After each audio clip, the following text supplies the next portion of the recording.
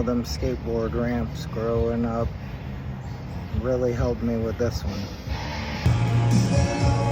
Alright, so the apron is done. These are just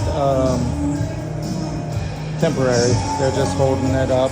So I could put one screw in here to hold it together. Again, it's going to be glued to the underside of the countertop.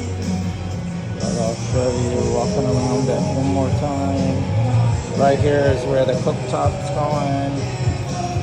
Doors underneath. A whole bunch of drawers everywhere on here.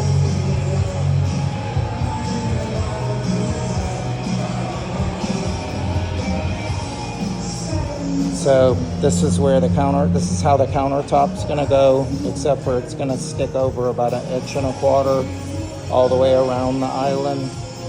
So it'll stick out far enough to cover the drawer front and the enhanced molding.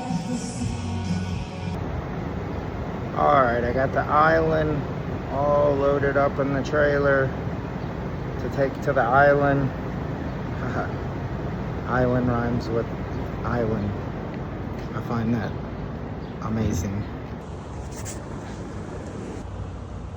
So there it is, all loaded up in the trailer, ready to be installed tomorrow, mañana.